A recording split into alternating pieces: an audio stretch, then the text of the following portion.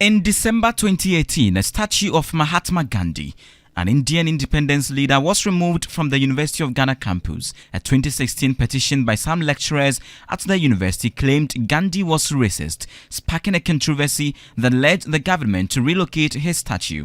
The removal of the statue from the university's recreational quadrangle satisfied thousands of people who said they were standing up for their dignity.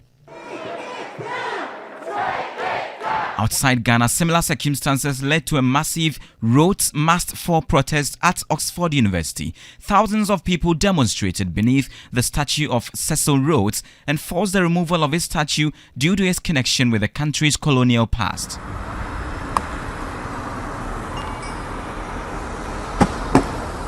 On August 31st, 2024, a man identified as Niwol Gavu destroyed the bust of the Big Sis at the Kotoka International Airport roundabout. Barely would you hear of a story such as this, but just to cast your mind back a little, the Big Sis are leaders who are part of the United Gold Coast Convention, UGCC, a political party that was formed to advocate self-government. For a statue with such history, many have wondered why a citizen would take such an action. Even before NPP government will be moved office, someone made an attempt to remove the Big Sis statue at the airport because of the contention over founders and the founder. This debate has not been kind of resolved, and based on that, people who feel aggrieved that the Big Sis were not people who brought this country's independence and that it was in Nkrumah, that was a revisionist history,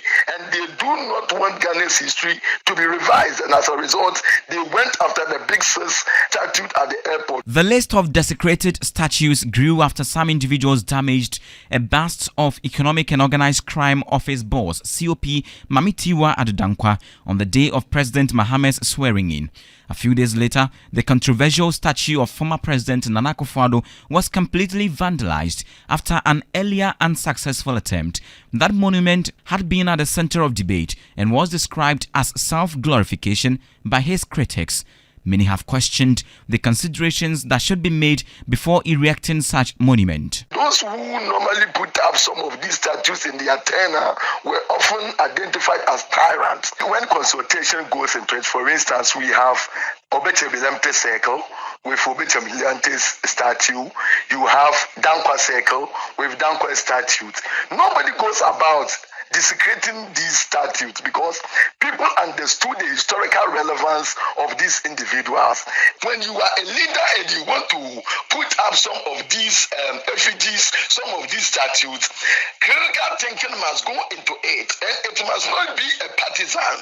A committee of historians must be brought together to study the historical relevance of the individual. In 1961, the statue of President Dr. Kwame Nkrumah was first damaged in a bomb attack by opponent of his regime and was then toppled shortly after the 1966 coup that ousted him. Between the past and the present, the conversation on the vandalism of statues highlights the importance of inclusivity, cultural sensitivity, and historical accuracy. Christian Yale, TV3 News.